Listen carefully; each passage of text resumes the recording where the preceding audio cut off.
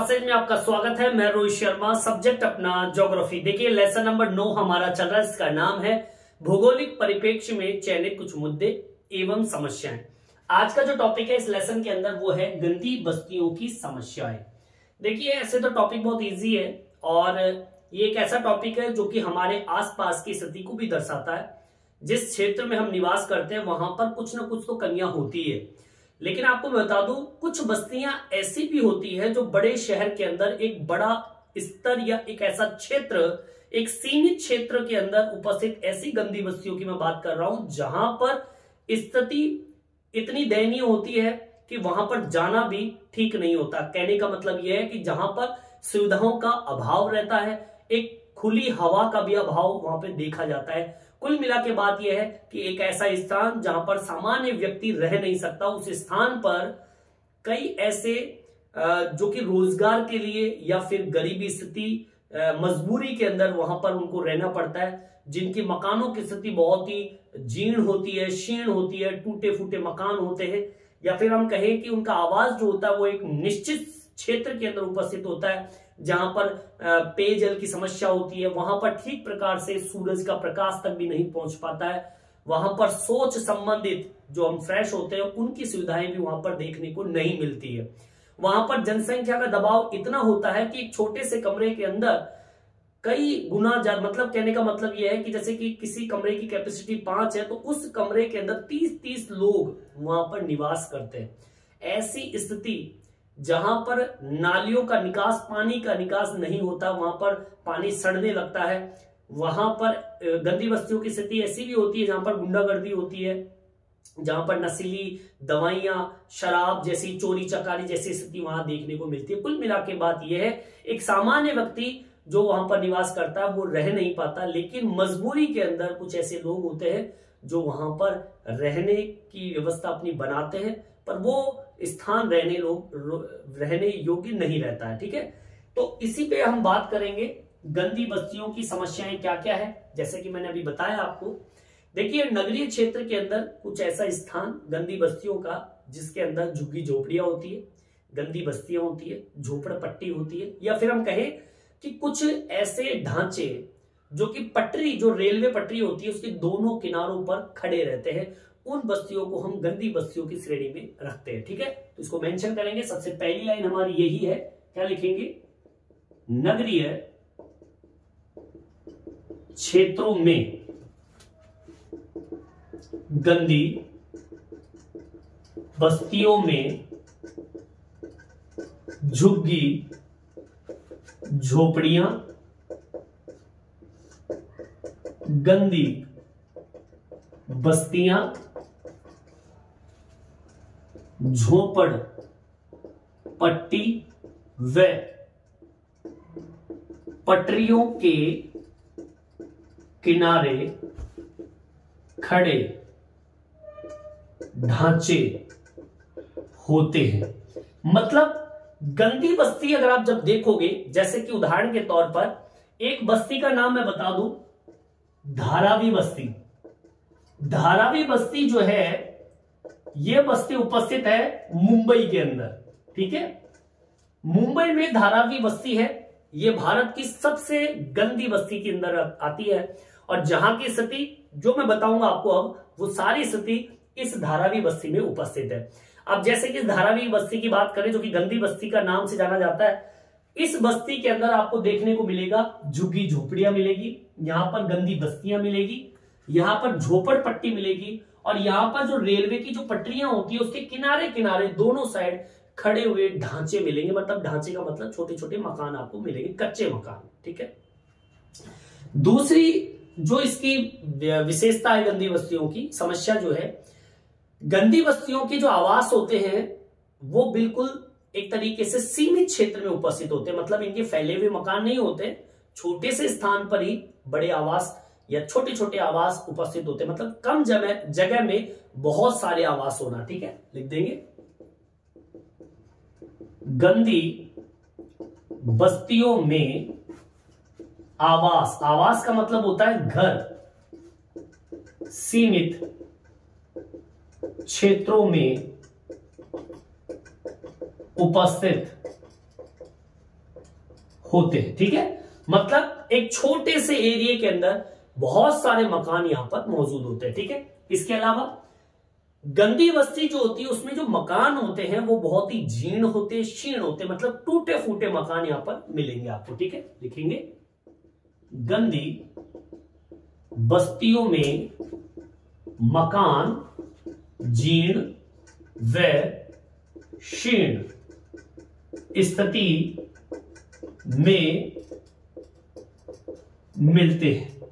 ठीक है, टूटे फूटे स्थिति के अंदर ये मकान आपको देखने को गंदी बस्तियों में मिल जाएंगे। इसके अलावा गंदी बस्तियों के अंदर स्वास्थ्य की निम्न सुविधाएं मौजूद होती है, मतलब ये कि वहां पर चिकित्सा संबंधी जो सुविधाएं होती है उनका अभाव पाया जाता है। ठीक है, गंदी बस्तियों में स्वास्थ्य संबंधित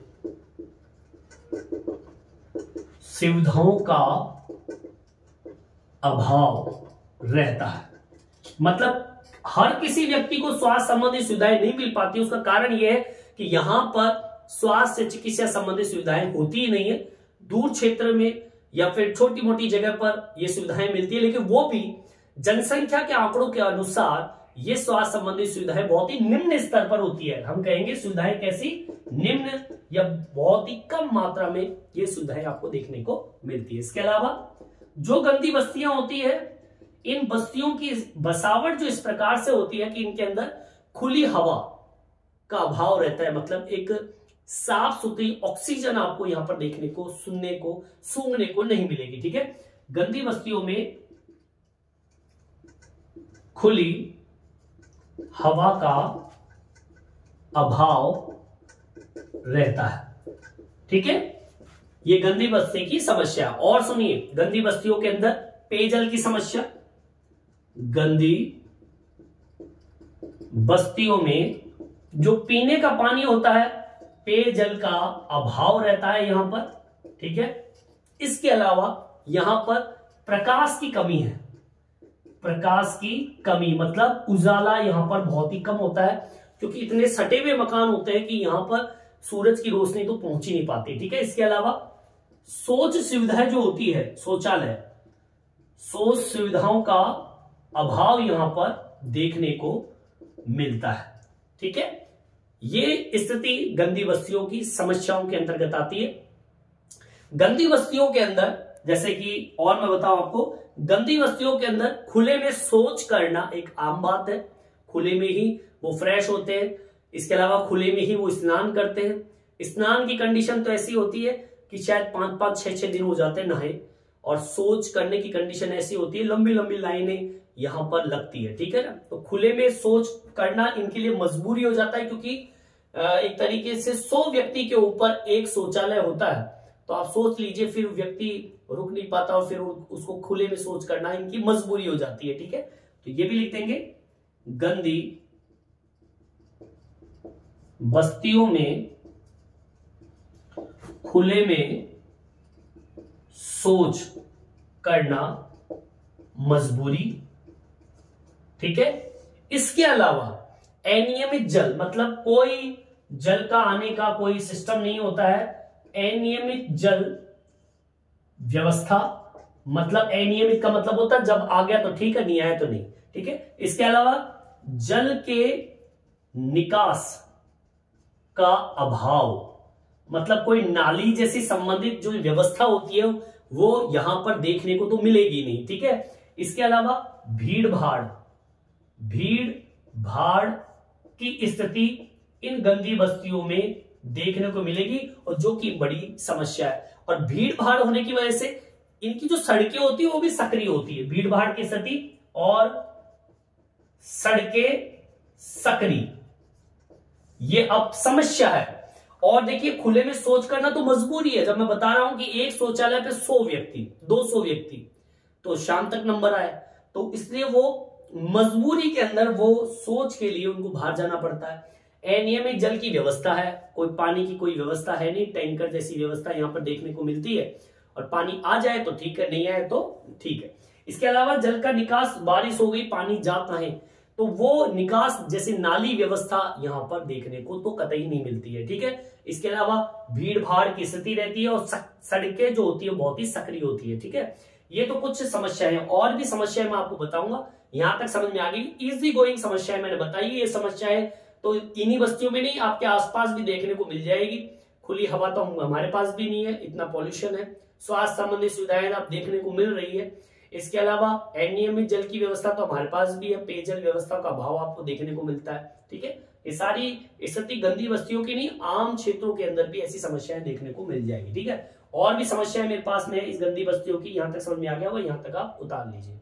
देखिए आगे की ओर बढ़ते हैं। अब बात करते हैं गंदी बस्तियों की सामाजिक और स्वास्थ्य संबंधित व्यवस्था कैसी है। तो मैं बता दूं आपको, यहाँ की स्वास्थ्य संबंधित समस्या तो मैंने आपको बता दी कि यहाँ पर निम्न सुविधाएं मिलेगी, लेकिन सामाजिक समस्याएं भी आपको देखने को मिलेगी। वो सामाजिक समस्याएं क्या है उसको मेंशन करेंगे। यहां लिख देंगे अपन स्वास्थ्य व सामाजिक समस्याएं गंदी बस्तियों में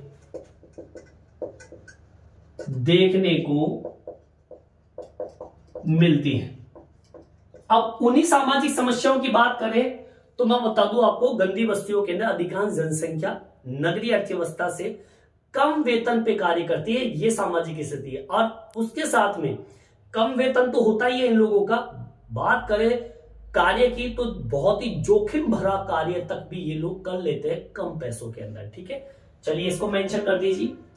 गंदी बस्तियों से लोग नगरीय अर्थव्यवस्था के लिए कम वेतन पर कार्यरत है, व जोखिम भरा कार्य भी ये करते हैं। मतलब एक तो वेतन कम मिलता है, साथ में काम ऐसा कि बहुत ही ज्यादा जोखिम भरा होता है, मरने जैसी कंडीशन भी यहां पर पैदा हो जाती है। ठीक है, इसके अलावा देखिए गंदी बस्तियां जो होती है, सामाजिक स्थिति की बात कर रहा हूं मैं। सामाजिक समस्याएं क्या है, एक तो वेतन की समस्या मैंने बता दी आपको। गंदी बस्तियों की एक भारी समस्या और है, गंदी बस्तियों में बच्चे अल्प पोषित होते हैं, या फिर हम कहें कम भोजन, जिससे शिकार होते हैं कुपोषण का। कुपोषण जैसी स्थिति मिलती है। कुल मिला के बात यह है, एक तो वो अब कहे बात सॉरी अल्प शोषित नहीं, अल्प पोषित, अल्प पोषित होते हैं, मतलब उनको कम से कम भोजन मिलता है, कम भोजन। साथ में कुपोषण के शिकार होते हैं यहां पर रहने वाले बच्चे। इससे होता क्या है, कई रोग बीमारियां, ठीक है, कई तरह की बीमारियां यहां पर हावी हो जाती है इन बच्चों के ऊपर, क्योंकि खाना उनको ठीक तरीके से मिल नहीं पाता है। इसके अलावा सामाजिक स्थिति की बात करें तो निम्न शिक्षा, ठीक है, या फिर हम कहें शिक्षा का अभाव यहां पर आपको देखने को मिलेगा। ठीक है, क्योंकि गंदी बस्तियों में रहने वाले लोग जो होते हैं अपने बच्चों को उच्च शिक्षा वहन करने में असमर्थ होते हैं, खर्च नहीं कर पाते पैसे, तो इसलिए उच्च शिक्षा या कह दीजिए निम्न शिक्षा प्राप्त कर पाते हैं, या फिर बिल्कुल ही शिक्षा का क्या रहता है, अभाव रहता है यहां पर। ठीक है, इसके अलावा देखिए इस बस्तियों में अब सामाजिक की बात चल रही है, तो सामाजिक स्थिति के अंदर इन बस्तियों में एक तो नशीले पदार्थ बहुत देखने को मिलते हैं, लोग नशीले पदार्थों का सेवन बहुत करते हैं। इसके अलावा नशीले पदार्थ कह दीजिए दवाइयां हो सकती है, नशीली शराब हो सकती है, ठीक है, चोरी ये लोग करते हैं मजबूरी के अंदर। ठीक है, बाद में ये बड़े बड़े अपराध भी करने लग जाते हैं ये लोग, यहां पर रहने वाले लोग मजबूरी के अंदर। गुंडागर्दी यहां पर देखने को मिलेगी। ठीक है, इसके अलावा यहां से लोग पलायन की स्थिति भी कई बार परेशान होकर चले जाते हैं। ठीक है, रुक नहीं पाते। उदासीनता यहां पर आपको देखने को मिलेगी। उदासीनता की मैं बात करूं तो बिल्कुल ही उदास स्थिति, क्योंकि विकास इनका नहीं हो पाता है। तो ये स्थिति है गंदी बस्तियों की। यहां पर एक शब्द डाला है मैंने धारावी बस्ती का, जो कि मुंबई में है। वहां पर जब आप देखोगे तो जितनी भी समस्या मैंने आपको बताई है वहां पर ये समस्या आपको देखने को मिल जाएगी, ठीक है। बाकी धारावी बस्ती के अंदर अब थोड़ा चेंजेस देखने को मिला है, आप सर्च करना कभी। एक वहां का बहुत बड़ा पैसे वाला व्यक्ति है, समाज करता है या फिर समाज के अंदर विकास करने वाला व्यक्ति का नाम पता नहीं मेरे को। उन्होंने अब थोड़ी धारावी बस्ती को गोद लिया है और वहां के मकानों को अब थोड़ा सा मॉडिफाई करने में लगे हैं, मजबूत बना रहे हैं मकान, नाली की व्यवस्था भी कर रहे हैं, ठीक है। बाकी अभी उसमें बदलाव करने में बहुत टाइम लगेगा, ठीक है। तो ये गंदी बस्तियों की समस्या है, मेरे हिसाब से आपके समझ में आ गई होगी। अब इसके अंदर ये नहीं है रट्टा मारने की आपको जरूरत नहीं है, सीधी सी बात है। गंदी बस्तियां जो होती है वो झुग्गी झोपड़ियों को ही बोलते हैं, झोपड़पट्टी को बोलते हैं। पट्टियों के किनारे ये मकान रहते हैं, मकान बहुत सीमित होते हैं, जीर्ण होते हैं, क्षीण होते हैं। स्वास्थ्य संबंधी सुविधाओं का अभाव होता है, खुली हवाओं का अभाव रहता है, पेयजल की भारी समस्या, प्रकाश की समस्या, सोच सुविधाओं का अभाव, ठीक है। अनियमित जल होता है, जल के निकास की व्यवस्था नहीं होती है, भारी भीड़ होती है, सकरी सड़कें होती है, समझे बात को। कम वेतन पे लोग काम करते हैं, जोखिम भरा काम करते हैं। इसके अलावा अल्प पोषित होते हैं, रोग से ग्रसित होते हैं, ठीक है। बच्चों को सुविधाएं शिक्षा की नहीं मिल पाती। इसके अलावा नशीली दवाएं, शराब, अपराध, गुंडागर्दी, ऐसी कई समस्याएं आपको गंदी बस्ती में देखने को मिलती है, ठीक है। समझ में आ गया होगा। इस वीडियो में इतना ही। ये वीडियो आपको कैसा लगा कमेंट्स करके जरूर बताएं। मेरे चैनल को सब्सक्राइब जरूर से जरूर करें, जिससे नए नए वीडियो आप तक पहुंचा सकूं।